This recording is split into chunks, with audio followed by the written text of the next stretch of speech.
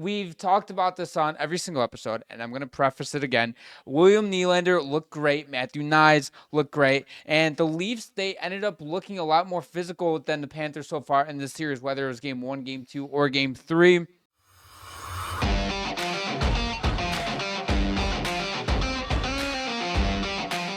Welcome back to the Checking From Behind podcast. I'm your host, Zach, as always, joined by my co-host, Preston. Today we're recording on May 11th, and we're back bringing you guys another banger of an episode. Hope you guys are all doing well here on this fine Saturday evening. We're going to hop right into things with the second round of the NHL playoffs. We have the Toronto versus the Florida series. It is now a 2-1 series in favor of Toronto. Toronto blew a 3-1 lead against Florida, and those two quick goals that Florida had to tie the game up I think they came within like 2 minutes apart. And the Maple Leafs started off quick in game 3. Matthew Knies gets them on the board 23 seconds in. John Tavares, halfway through the first period, makes it a 2-0 game. And you said in our group chat, the Leafs are different. And we've been saying that on the entire, during this entire playoff so far. And then the second period happened. And they got a couple lucky goals, a couple weird bounces. Who, the Panthers or the Leafs? Yeah. They were just kind of wacky. But, I mean, the Panthers, I expected the Panthers to have a big fight back in Game 3. They weren't going to go down 3-0 to the Maple Leafs. And then the Leaf killer himself, Brad Marchand, gets the game winner in overtime. Another kind of a weird bouncing. I think it went off someone in front, kind of went over the shoulder or wall. It wasn't a great shot. But nonetheless, they win, and they're going back into Game 4 with a chance to tie the series, which I think it was a huge win for the Panthers. Yeah, and that shot from Marchand, threw it from top of the point, and a lot of times it's just pucks on net. Yep. Like, it's a cliche saying to say pucks on net or keep it simple or whatever, but a lot of times that is the answer to. It's never a bad option. Like, if you're in your zone, in the offensive zone, you don't really know what to do, just shoot. We saw Marner do it multiple times. The game-tying goal was just a long shot on net Right. that had eyes. It just went straight in. Marner, we saw a lot in Game 3. He would curl from the left corner, come back up top. The defenseman would give him the puck up top, and he would shoot it. It led to the Tavares goal, led to the game-tying goal. It's going to be more prevalent. We're going to see a lot more teams start shooting it with their wingers from the top of the point through traffic in front, because it's hard for a goalie to see it. And of course, a lot of times with the defenseman at the point, they'll have a winger pressure them. If you get somebody moving and curling back up, almost looking like a breakout situation, but in the offensive zone, I think that's a good strategy. And we've talked about this on every single episode, and I'm going to preface it again. William Nylander looked great. Matthew Knies looked great. And the Leafs, they ended up looking a lot more physical than the Panthers so far in this series, whether it was game 1, game 2, or game 3. And it was inevitable that the Panthers were not going to go down without a fight. And this was a must-win game for the Panthers. If you go down 3-0, the chances of you coming back from the series are slim to none. It doesn't matter what round it is, what team it is. It rarely happens. And to end up winning Game 3, and now all of a sudden you're one win away from tying the series, going back to Toronto in Game 5, that's a huge momentum flip. And if they go into Game 4 tomorrow night and they end up winning that, huge for their morale boost, huge for the locker room, huge for the team. And now all of a sudden you're like, you know what? We can rattle off another 2 straight games, and maybe they win in 6 games. But again, this Toronto Maple Leafs team, they're mentally stronger now. They're more skillful than they ever been. Craig Berube had these guys playing physical, and you notice they're not panicking with pucks anymore. Yeah, no, for sure. I mean, I would say Game 4 is a must-win for the Panthers as well. You don't want to go down 3-1, especially going in Toronto, because Toronto. I think if you told Toronto if they split in Florida, they'd be happy with that. Yeah, very happy with that. Top of that, taking 2 at home. If you split in Florida after taking 2 at home, any team's going to be happy with that. Of yeah, course. I think they would have been happy even going back to Toronto, tied 2-2. Against the Panthers. That's true. Instead of being down 3-1. I expect Florida to give the Leafs everything they can handle. The one thing I'll just say about the Panthers is, like, I don't know if it's just me, but they look kind of tired. They've played a lot of hockey the last few years. I think Sergei Bobrovsky has not been on his best games lately. I think that might be the thing that kind of breaks the Campbell's back, because they're kind of being uncharacteristic the way they're letting these late goals in, like that we've seen them in the years past. Normally when they get a lead, they hold on to that lead, and that's about it. In Game 2 and Game 3, it was kind of a wild back-and-forth game where Toronto kept finding ways to answer. And we've seen, you brought up a good point. We saw it the last two postseasons where they go up 2-1 in the second period. They're not letting that team score the second goal until they already have a multiple goal lead again, or if they even do that. And I've noticed something, and somebody brought it to my attention, and I really watched it closely in last night's game. Matthew Tkachuk does not look fully healthy. He's probably not. I He's guarantee not. you he's not. He was a game time decision for game one, and he's just playing because it's the playoffs. If this was regular season hockey, he'd still be missing time. Which is nuts from, what was it, a groin injury he suffered? Yeah, at the Four Nations face Yeah. off. Yeah. He's not going to be healthy for the rest of the postseason, clearly. And he just doesn't look like himself. And I know he has generated some type of offense, but compared to the last two playoff runs where he's doing all these antics, where he's getting in people's faces, where he's getting in the dirty areas, he's not really there. And maybe the injury mentally is on him a little bit, but at the same time, though, like you brought up, the entire team looks fatigued. And we saw Sam Bennett in game two specifically, it looked like he didn't want to get to the crease either. He was afraid to go to the goalies, and maybe that was a little bit of because of what happened in game one. And I get what happened in game one wasn't an it was an accident, but at the same time though, like just because it happened doesn't mean to stop going. Like I mean, I don't know. I don't know if that was in his head that he was afraid he was going to hit the goalie again. I don't think he gives a shit. Honestly, sure he feels bad about injuring Stollers, but he didn't do it on purpose, and I don't think he really. I don't think he's losing sleep at night because of that. No, I'm not saying he's losing sleep, Yeah. but I'm saying like why would he not continue to go to the crease then if that's the case in games two I don't and know. three? I don't. Because I'm not saying these are professional NHL players. I'm not sitting here saying that he's losing sleep over injuring a guy because it happens all the time, right? It's part of sports in general, no matter what league you're in. But to not even basically sniff the crease at times and to get away from your game, a lot of stuff like you brought up is uncharacteristic too. Not only the Sam Bennett stuff, Matthew Tkachuk stuff, but also careless turnovers in the neutral zone. The puck in the offensive zone, just giving it away to the Leafs, and the defensive zone breakdowns, and they're not helping out Bobrovsky at all. There's been countless times where they could have tied a guy up in front, and they're not doing it. They're getting outworked, out-muscled in the corners. And if you're a Cats fan, you have to see a little bit more of that toughness that we saw the last 2 years. And of course, the last two runs that the Panthers have been on, there's a lot of wear and tear, right? You played full 82 game season, plus you play a minimum of probably another 25 to 30 games. You have 16 wins, etc. So that has to play a factor as well if you're the Panthers. I mean, another thing I'll add too is this is a different Toronto team from years past. They're much more physical than they have been in the past, and I think they're matching or exceeding Florida's physicality. In round one against Tampa Bay, Tampa's not a super physical team. They're more of a skill-based team. Kill you with speed, and they can score a bunch of goals on you really quick. They have a lot of high-skilled players. But then in Toronto, you have the high-skilled guys like a Marner, a Matthews, a Nylander, but they're not afraid to play physically either. And they're not afraid to get in your face and battle for pucks. And I think that's been the biggest difference for the Leafs in the playoffs this year is they're not letting the little things get to them, and they're winning most of their battles and finishing battles. Yes, and that is the key on the why the Maple Leafs. I love that you brought it up too. And also, this comes from the fact that they're not getting necessarily the best goaltending out of Woll right now, and with Stolarz most likely missing the rest of the series due to concussion. By the way, he didn't travel to Florida, for those of you that Probably don't not good know. for him to be on a plane. Oh, no, yeah. it's not. It's horrible. To not have the best goaltending out of Woll, I think he's allowing like a 3.5 or 4 goals against right now in this series so far. And to still be able to scrap out 2 wins and to lose another game in overtime, it's a good sign if you're the Maple Leafs. They're getting a lot of good play out in front. And I don't want to be completely negative to the Panthers because it was a gutsy win yesterday where you're down, you fight back. You could have mentally checked out and being like, we're already down 2 on the series. We get off to a slow start.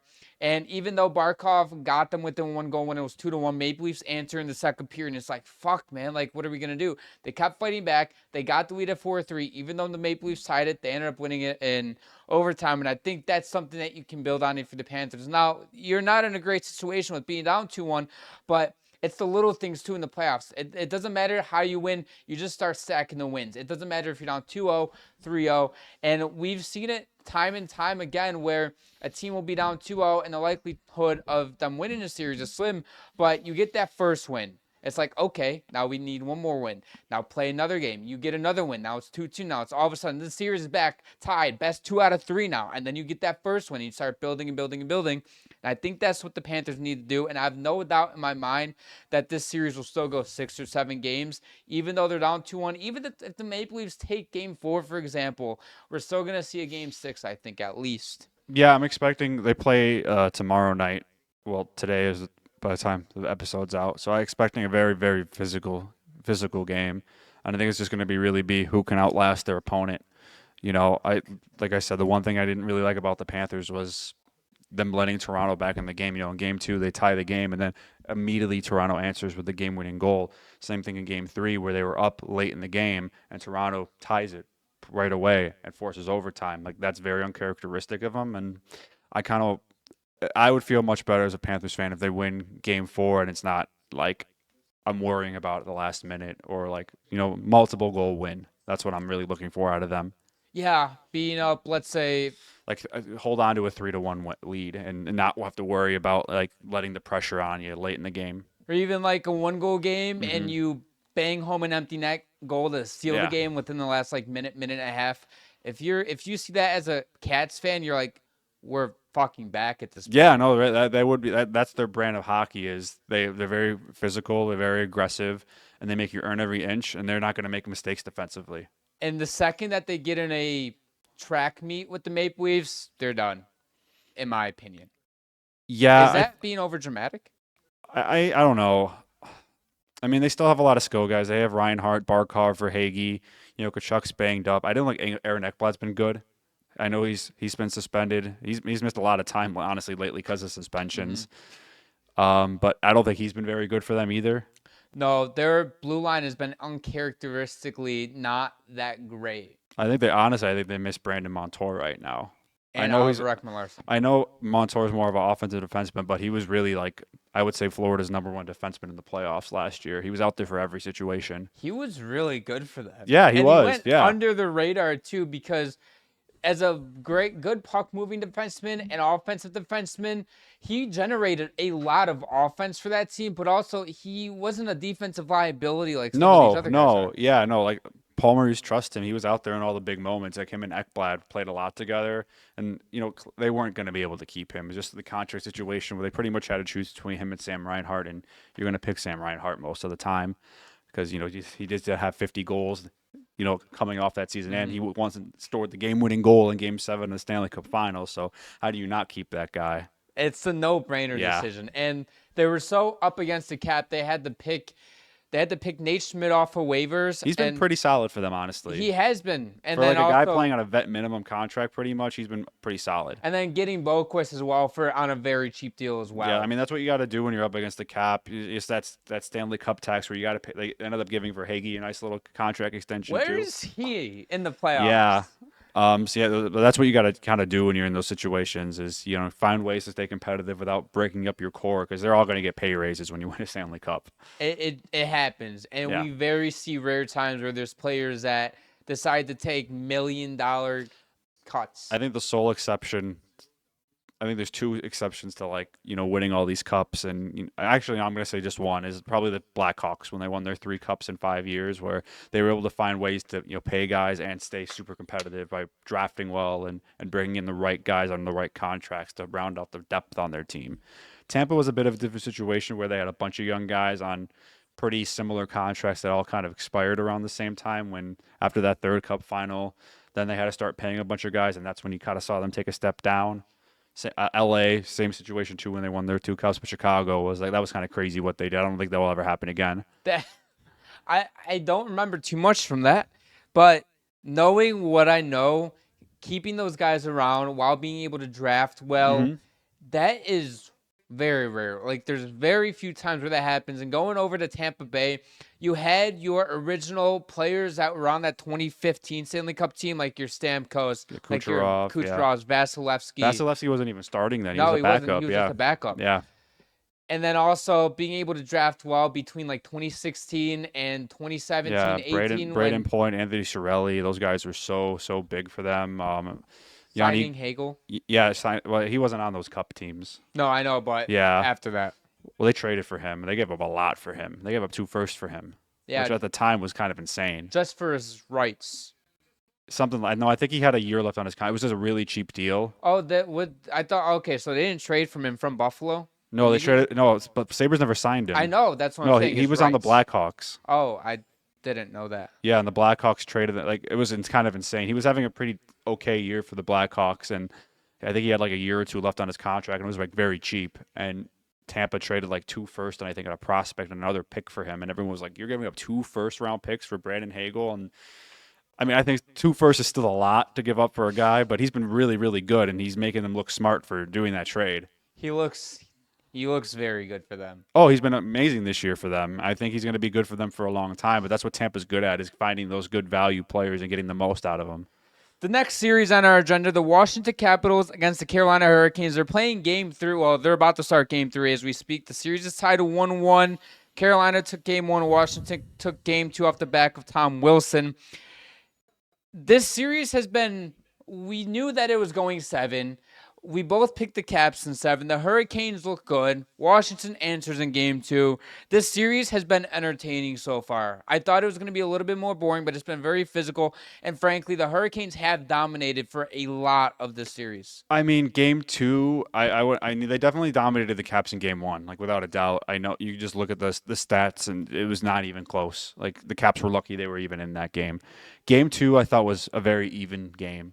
Each team had their moments when they had control. This is a great series to watch if you're a fan of defensive hockey and really good goaltending, because Logan Thompson and Freddie Anderson have both been amazing so far in this series, and I expect that to continue. This is going to be a really brutal series where these teams are going to beat the crap out of each other, and if you win that game, you really had to earn it that night, and I thought the Capitals really did earn it in Game 2. I want you to guess how many block shots the Capitals had in Game 2. In Game 2, like 40. You were close. 33 Yeah, block no, shots. that's the Hurricanes' game plan, is they're going to just fire. And they're not a lot of high danger chances, but the idea is we're just going to keep shooting you. You're going to get tired. Eventually, you're going to make a mistake. And that worked in Game 1. Didn't work out in Game 2, but, that's a winning formula. But credit to the Caps. Like, you got to play good defense. You got to be willing to block shots and put your body on the line to beat this Hurricanes team. Yes, and there was a late push in Game 2 from the Hurricanes, having 16 shots in that third period, but a lot of those shots were just get pucks on. They were very low danger shots. You could box score watch all you want and be like, damn, the Hurricanes really outplayed the Capitals. They didn't really outplay them in that third period. It was just the puck's at the point, the puck's is at the boards. Let's throw pucks low. Let's throw pucks on that, see if we can get a 30 goal. Yeah, because the Caps are doing a good job keeping the Hurricanes on the outside, because, the philosophy always is when you're playing defense, if they want to fuck around with a puck on the outside and have bad shots from the outside, that's fine. Just don't let them get in the middle in front of the net or in the crease. And that's where the bad goals happen, where they take a shot from the outside, there's a loose puck in front, you're losing battles, and they're driving in rebounds. Like, that's where it can't happen. And the Caps have been really good. Even in Game 1, they were good at that. If you're the Capitals, everything that you've been doing so far, I think, has worked. Yeah, stick with it. And I think the Hurricanes aren't going to change anything either. It's just going to be who's going to outlast the other guy. Yeah, and Game 1 puck drop just happened now, but I mean, just look at the physicality here, just getting the puck in the zone, like the hustle they had on. I think that was on Chychrun. And now Wilson. Oh, nice save. That was a good save. I mean, but look how that game started. Right, you had I know. A hardcore forecheck by the Hurricanes that leads to a scoring chance. Now Tom Wilson has a partial breakaway. And then, that's how this game is going to be. Yes, it's going to be like that. And Jarvie had a chance from the left dot. Yeah, but this is probably going to be the most, I would say, low scoring, high. I'm trying to look. It's going to be exciting, but they're all going to be low-scoring games. Yeah. Like, if a team won a game 5-1, I'd be kind of shocked. Like, I'm expecting them to all be 2-1, 3-1, 3-2 games. Like, within a goal or two of each other. Honestly, if there's any game that's like a 43, 5-4 game, it's like, this is an uncharacteristic game. This is an outlier for the series. And both of these teams defensively were some of the best in the regular season. They have been so far in the playoffs. And right now, they are beating each other up in this round. Yeah. I mean, honestly, like, with the way both of these teams have been playing defensively, I've been really impressed with both of them. It didn't want to shock me if either of them, made it to the conference final and had to play Toronto or Florida, if they were able to handle them, because whoever comes out of this is going to be the better team defensively. And with how good a defense these teams are playing. Like I was kind of a non-believer on the Canes, but I think if they make it to the conference final, I think they might have a chance as long as Freddie Anderson keeps playing like this. I'm kind of with you here. I jumped off the bandwagon of the Hurricanes. I'm like, I don't know if they have what it takes. When they traded for Rantanen, I was like, maybe this team is like they recognize they needed that game breaker type, and Rantanen just didn't work out. He didn't want to be in Carolina. So what? You get Logan Stankoven back from Mikko plus whatever draft capital they got. Stankoven's been great in the playoffs, and the Hurricanes look like a much better team. And if Freddie Anderson, like you brought up, keeps playing like this, let's say they get past the Capitals, for example, they play a Florida or Toronto in the conference finals, they have a really good chance, and maybe they'll end up winning their first conference finals game since 2006. That's wild that they got swept both the times they went there recently. I mean, I think Freddie Anderson has the best stats per goalie like in the playoffs so far. He did miss like part of a game with an injury, but when he's been on the ice, he's been lights out. Yeah, I think he ended up missing the last 2 games of their round 1 matchup. I know he missed half of a game, and I don't think he started the last game where like they ended up winning the series. Kochetkov has he was 1.5 games. Yeah, he played game 5, and he didn't have a great start. But no, I mean he did enough to win, but he got off to a rocky start. Anderson right now is a 1.55 goals against and a 930 save. Yeah, he's been lights out. 3. Yeah, he's been amazing. He's been phenomenal. Quick time out before we get back to the episode, you beauties. As someone like myself who's into fitness and needs a little bit of an extra boost before a lift, or maybe I need just a little bit of energy before my next hockey game, and even when doing pod stuff to bring you guys the best content possible, W always has me covered. Whether you needed to stay awake at work or need a little bit of a jolt to get you through the day, W will always provide you that spark you need. There's no sugar, no crash, no artificial flavors or artificial dyes, just flavored caffeine. 150 milligrams of caffeine and 1 serving, which is equivalent to 2 cups of coffee. Make sure to head over to w.gg and use code CFB Pod for 10% off any order. Let's get over to the Western Conference, where I don't know why we have been so invested in both of these Western Conference Finals matchups. I mean, because we're both riding hard on 2 of the teams. That's true. And granted, they were our picks preseason, midseason, coming into the playoffs. Let's start with the Vegas-Edmonton series, though. Yeah, this series, I would say this is the most must-watch series of the whole playoffs. Game 1, I was still kind of shocked how much the Oilers dominated Vegas in Game 1. The way they played in the second and third period was kind of insane, and I honestly didn't think the Oilers had it in to play games like that. Coaching matters, man. Oh, I mean, but the players have stepped up, because that was a big concern for the Oilers going into the playoffs is, because you can argue this depth they have this year is worse than the depth they had last year going into the playoffs. Because they lose guys like Ryan McLeod and a few other pieces on the end, Holloway, Broberg, a couple of those guys playing in that bottom half of the lineup that end up moving on, and they've been really good in new places. And then, Jeff Skinner, I think, has been a disappointment. Victor Arvidsson has been kind of a ghost town. He's been in and out. Evander Kane did miss the whole regular season, but he's been excellent for them in the playoffs. But their depth has come to play. Connor Brown looks like a different player right now. I don't know why he only plays like this in the playoffs. Yeah. But he's been amazing. All of their depth has been good. I mean, Adam Henrique, Matthias Janmark, who had 2 goals in the whole regular season, already has 2 goals in the playoffs. I mean, and then you have McDavid and Draisaitl, who have also been phenomenal. Bouchard, after a rough first 2 games to start the playoffs, has been phenomenal. Darnell Nurse has been playing good, too. Nurse has been playing good offensively and defensively. Jake Wallman, I mean, you could say that about, like, everyone in the Oilers lineup, and you could say what you want about Calvin Pickard's stats, but he's been the right goalie for them. They've been playing better since he took over. I think they trust him more. He's a little bit more calming presence than Skinner. Yeah, he's definitely been better than Skinner. Granted, that's a low bar. We're gonna have Stuart Skinner starting tonight as of we're recording, so we'll know how he plays by the time this episode releases. Calvin Pickard has done enough to win hockey games. I know before the recording, I was dogging on his .888 save percentage, which isn't great by any means, and I think you need better for sustainable success. But also somebody who looks at the bigger picture and is like, who gives a flying fuck about stats? As long as you win hockey games, which he has, he's 6-0 in his 6 starts, that's fine. And thankfully, he's only day-to-day, and this hasn't turned into anything bigger because of what happened in Game 2. Yeah, so in case you missed it, there was a play pretty late in the third period. Vegas was kind of hemmed in. They were like taking it to the Oilers. They were down by a goal. I think like 7 minutes or something left in the game. and Thomas Hertl is skating in front of the net, in front of the crease, and he gets pushed in to the net by Oilers defenseman while Pickard's trying to slide across.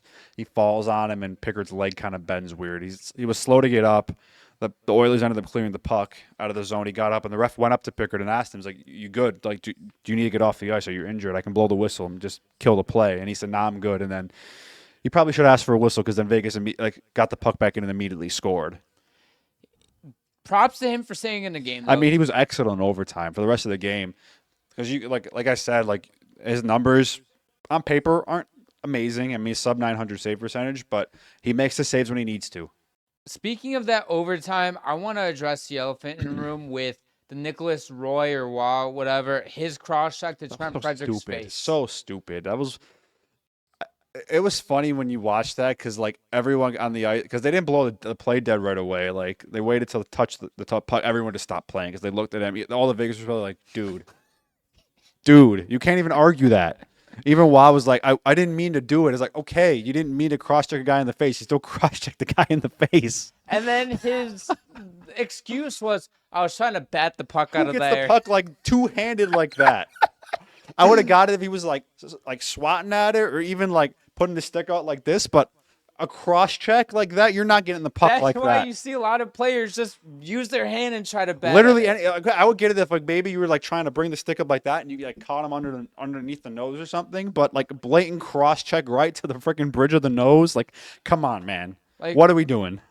That's just idiotic. And thankfully for them, the Oilers didn't score on it, but shortly after, Draisaitl from McDavid scored, and McDavid dog walked Eichel there. I mean, he got caught flat-footed. I mean, when McDavid's coming at you at full speed, and you're flat-footed, you're going to get burned. Yeah. I figure like Eichel's better off just taking him down or something instead of just letting him go by him. Like just hook him or trip him. It wouldn't have been a penalty shot. No, it wouldn't. It would have just been another power play, and who knows what would have happened? They killed the 5-minute major off. That's true. Who knows? Maybe they kill up to 2, and then. But it is what it is. In the moment, like I'm sure Eichel probably underestimated how fast McDavid was going. And then he was like flat-footed. He's like, oh shit! And then by the time you have a chance to react, he's gone. And Aiden Hill nor the lone defenseman had no shot defending. Oh, McDavid and Draisaitl on a 2-on-1. Good luck. McDavid sold the shot. That was a perfect pass. Yeah, perfect pass. Shot. McDavid's so good, man. He is so good. And it's so funny to me because I look at this Oilers team, and you brought up maybe the depth on paper isn't as good as years past, but how they're performing looks so much better. Mm-hmm. And on top of it, McDavid and Draisaitl, I love, if you're an Oilers fan, I love for you that you don't need McDavid and Draisaitl and Bouchard to go super sane offensively every single night. Well, that overtime goal, those are their only 2 points of the game. Like I was watching the game and they had an interesting stat. Like all time when in the playoffs, when McDavid or Draisaitl like have been together and they haven't scored a point, I don't think the Oilers have won a game. That's insane. It was like there was some number, and then Vegas also had a crazy record where they had like I think it was like 20 plus straight wins in the playoffs where they scored 3 or more goals in a game. Yeah, both those records, like so Vegas, that streak ended, which was an insane thing. I mean, usually in a playoff game, if you score 3 goals, you're probably going to win the game. 90% of the time, yeah. Yeah, unless you're in like a shootout like that. But yeah, I was really impressed by the Oilers game too, because I knew that was a very uncharacteristic game from Vegas in Game 1 where they got completely destroyed. I know they had a good start Game 1 first period, but after that they literally had nothing the rest of the game. And then Game 2, I thought they played much, much, much better. There was lots of times in play where they had the Oilers hemmed in their own zone and they couldn't get the puck out, and the Oilers were able to withstand and then pull off a win. And if I'd kind of be shocked if the Oilers win Game 3 tonight. Stuart Skinner is starting, so I'm not sure if this changes anything for the Oilers. I mean, I don't think it will change really how the players play, but Skinner has not been great in the 2 games he played. Maybe it's a situation similar to last year in the playoffs where he ended up getting benched for a little bit. He comes back and he's lights out for the rest of the playoffs. If that happens, if Pickard plays how he did in last year's postseason run, this team, put them in the Western Conference Finals. Yeah, I mean, but I think this is a must win game for Vegas, and I'd be shocked if I want the Oilers to win, but I'd be shocked if Vegas doesn't take. Vegas is too good, I think, to go down 3-0. Make this a series. Those boys in that room have to be They have to be on their A game going into this Because game. it's not like their top end talent hasn't been showing up. Eichel's been phenomenal, I think, since the first few games against Minnesota, where he was kind of a no show. Ever since then, he's been all over the ice. Mark Stone's been really good. Thomas Hertl, I think, needs to step a little bit more so far in this Oilers series. He was really good in the first round, but yeah, it's kind of shot. And Indian Hill hasn't been great. No, they need better play out of him. And a couple of injury notes for the Vegas Golden Knights. They get the Foriev back, Yeah, which is a huge W for Vegas, but they're also losing McNabb, who I don't think you saw the play where he got taken down in the corner. I'll just let the viewers and audience know. Basically, what happened right before the Draisaitl McDavid goal, McNabb got taken down in the corner, which was a blatant trip. They got tangled up. Their legs got tangled up, and the Oilers player don't know who it was, don't really care who it was. Got to McNabb, tripped him up in the corner. McNabb went into the boards. He's out in tonight's game. Missed call, whatever. Refs are going to miss call. I know it was blatant. I know it was out in the open. It wasn't in traffic, but it is what it is. If I was a Vegas fan, I'd be pissed. Either way, it didn't get called. We live and we move on to Game 3. And yeah, credit to Vegas for fighting back there in Game 2 as well. They were down 3-1 at one point in the game. And then the Oilers ended up winning it in overtime. The Oilers had multiple 2-goal leads. They were up 3-1, and then they were up 4-2. Yep. And that third period, they ended up blowing that lead. And I'm happy to see them at least take a lead, though, instead of having to score a game-winning goal late in the game. I mean, that was still technically a come-from-behind win. Yeah, because they were down 1-0. So I think that's a new record now for the most comeback. Yeah, they just set wins. their old record of 5 games. Yeah. Well, I think they were tied at 5 before. No, I thought they were at 5. No, I think the record was tied at 5 games. Who was the other team? I don't know off the top of my head, but I think like they own the record now for the most comeback. Because I saw NHL posted something about it being a record and everything at 5 games. I don't know. I could be wrong. I just know that it's 6 games now. Yeah. Either way, if somebody wants to fact check it and you have time, go for it. Winnipeg against Dallas, the next Western Conference series. The series is tied 1-1. Dallas took game 1. Winnipeg takes game 2. Connor Hellebuyck with the shutout last night in a 4-0 win. He looked so much better. That is the best Connor Hellebuyck that we got. And I know he only faced either 21 or 23 shots, whatever it was. But either way, Connor Hellebuyck getting a shutout in the playoffs has to be huge for his morale and his confidence in this entire team as well. Well, he was good in game 1 too, I thought. He was good. It took a Mikko Rantanen natural hat trick for Dallas to end up winning that game, and yeah, they got shell shocked in game 2. Maybe all Connor Hellebuyck needed to do was just get out of the first round and just get it out of his system. That could be a thing. I mean, no, it honestly could be a thing. And if I'm the Stars, and if Connor Hellebuyck is back, I'm nervous. Very nervous. Because, the Jets are good. They have really good depth. They have 4 lines they could roll. They did get Josh Morrissey back and Mike Scheifele's back, so they're starting to get healthier too.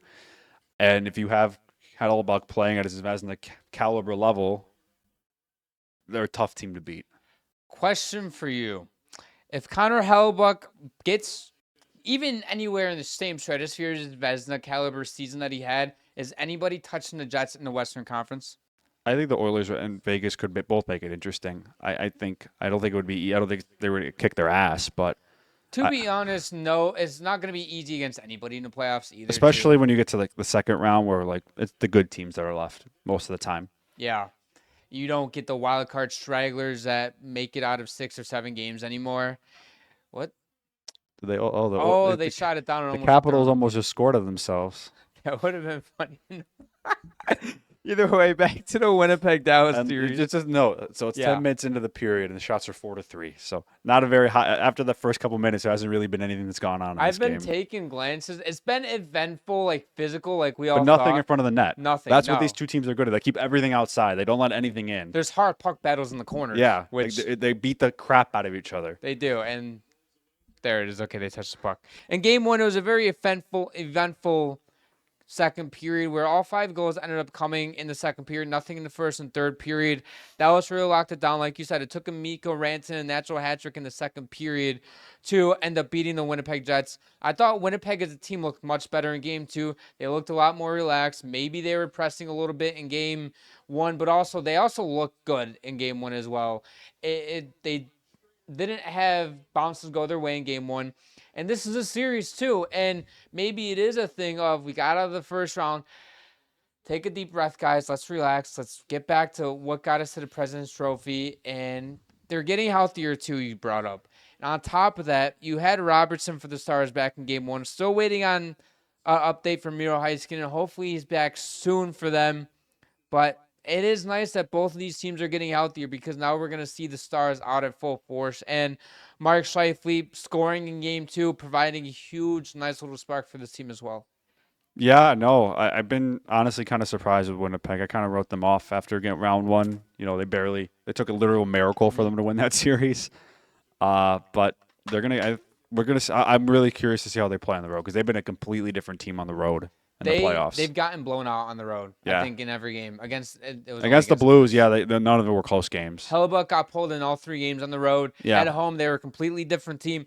And if this trend keeps continuing, you have no room for error at home. B, you have to hope and pray for the best. You steal a game on the road. But if they have to steal a game on the road because they lost a game at home. Yeah. Yeah. If this trend keeps continuing, A, you're going to lose in 7 to Dallas. Or B, you might end up beating Dallas in 7 games and having to steal a game on the road, but then you get to the Western Conference Finals, and now you have to be perfect at home. And you don't want either side to be, you know what, we can't win it on the road or at home, and now we have to be perfect whether we're at home or whether we're on the road. That was a bad pass. Well, the way I look at it too, like whenever you're in a playoff series in games 1 and 2, if the road team wins one of those games, you stole home ice advantage. Yeah.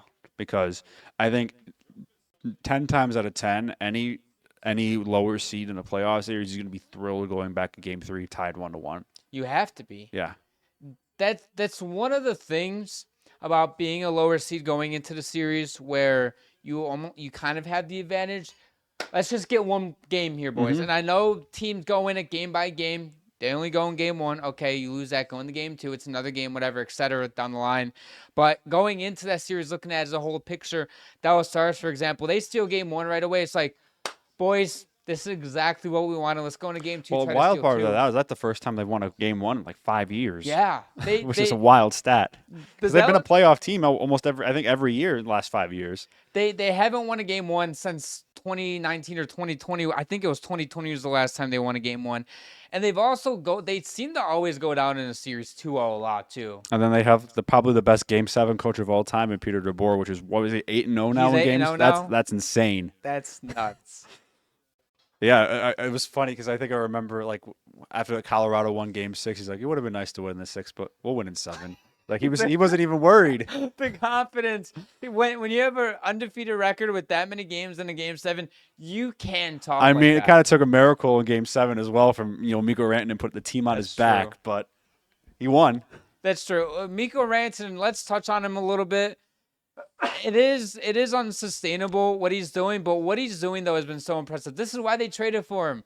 He had 18 points in 20 regular season games. He started off the postseason, so I'm sure a lot of it was nerves. He settled in game 5, and he has been lights out. And I didn't have a stat here, but going back to, because Dallas didn't score in game 2 at all. So from games 5 to 1. Guess how much? So Mikko Rantanen had 14 points out of Dallas's last 15 goals. Yeah, no, he's been crazy. I mean, he took over. Even game 6 against Colorado. What did he have, like a 4-point period? Yeah, and like the second 3 or 4 points in the second period. Yeah, no, Mikko Rantanen's been as advertised for the Dallas Stars. I think it was just him. It was a slower start in game against Colorado. Like, he's still new on the team. Even though he was good down the stretch after he got to Dallas, he was almost a point-per-game player for the Stars after he arrived in Dallas. Going against your old team, that had to have felt really weird because what a journey he's had this year, starting the year in Colorado, probably looking for a long-term contract extension.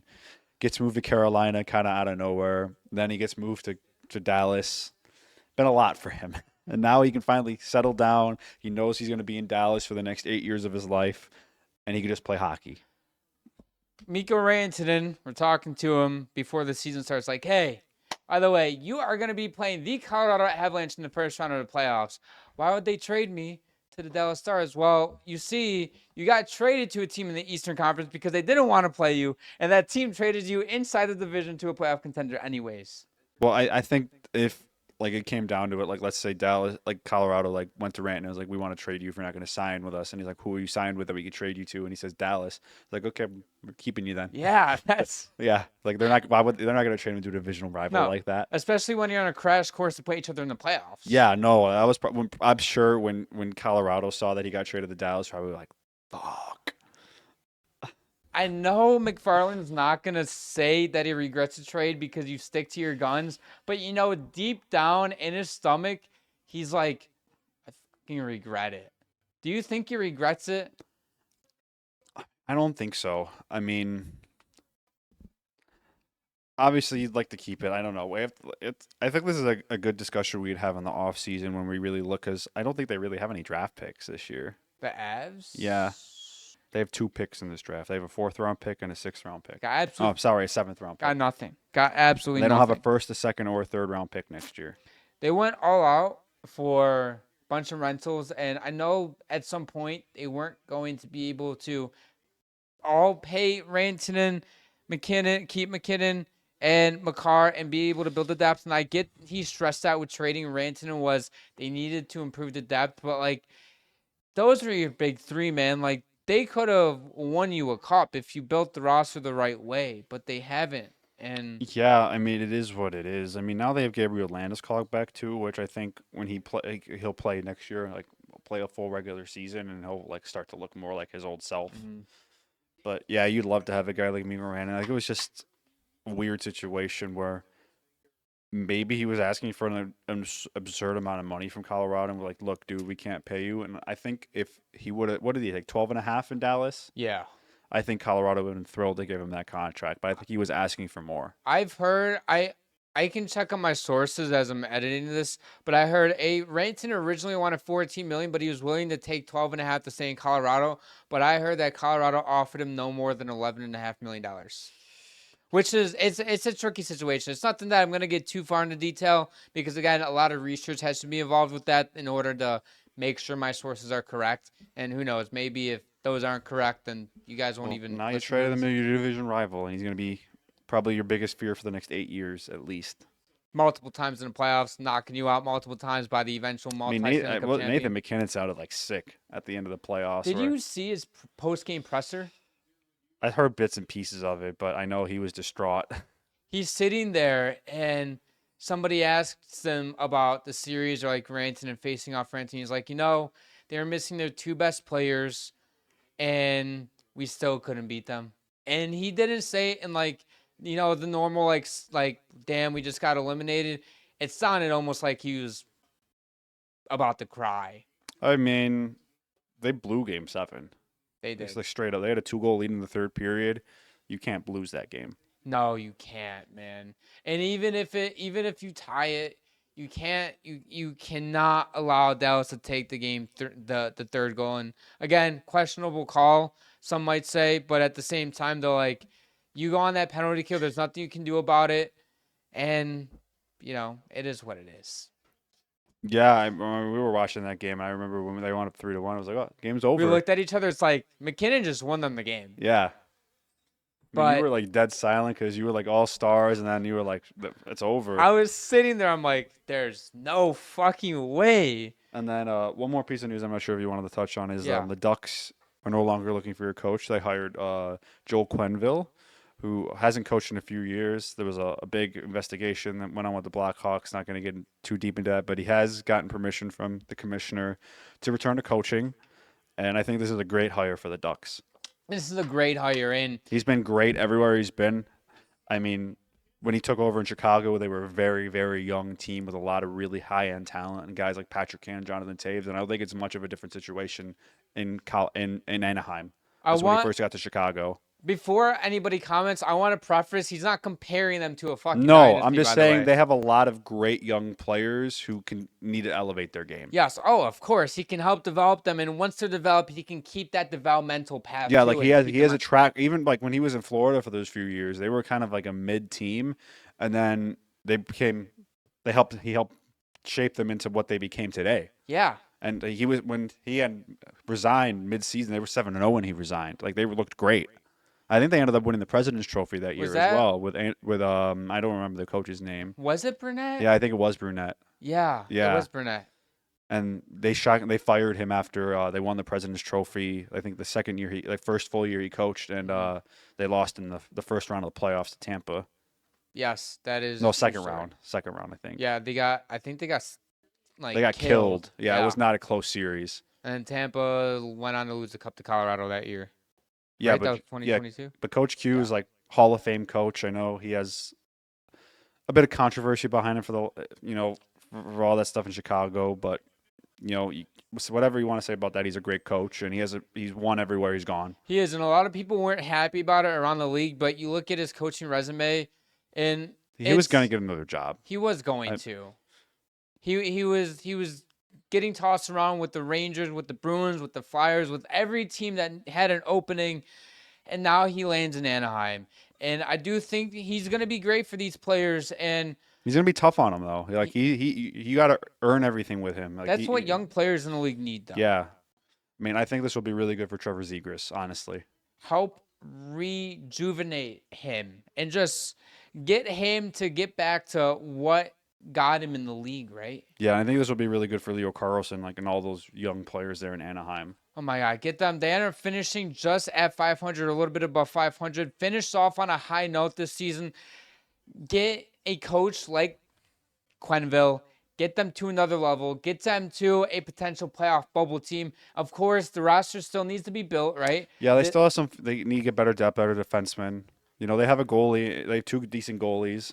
And Dostal and John Gibson, maybe he'll be in trade rumors for the thousandth time this offseason, but I don't see the Ducks trading him. No. You look, one thing I'm going to end this episode off with is you look at Anaheim, they have Senecki, who I'd expect to at least be with the team in training camp. You have that young blue line. You have so many young forwards on this team, and if you can get Quenneville to even get this team up to an 86, 88-point team, if Verbeek can make the right moves, this team is on an upward trajectory. And we've seen it before, though, with teams where you see a young and upcoming team, and they're on this trajectory, and they just either, A, they just plateau, or B, they just start going slowly on the decline. And that's something that I don't think is going to happen with the Ducks with the right coaching staff. Yeah, that's what I have to say. I think they're hitting a fork in the road right now where you see a lot of these, rebuilding teams hit where, they're at a point now where they had about a 500 season this year where they can their young guys can take the next step and slowly become playoff contenders, or they stay stagnant and then just never go anywhere. They can pull in Ottawa Senators and go up, or they can pull Red Wings and Sabres where they plateau or start slowly declining. Yep. And I don't think Joe Quenneville will let that happen. I mean, I know he's been out of the league for a few years, but he's got something to prove. I think he wants to prove everyone that remind everyone how good of a coach he is. You know that song? What is it called? Something Improved by Lil Baby. That's like his theme song now. Okay. I mean, I've never heard that song before. So that's gonna end it for today's episode. If you guys enjoy all of our content, all of our socials are down below, as well as the subscribe button. Go check out our Instagram for more exclusive content, and we'll see you guys in our next episode.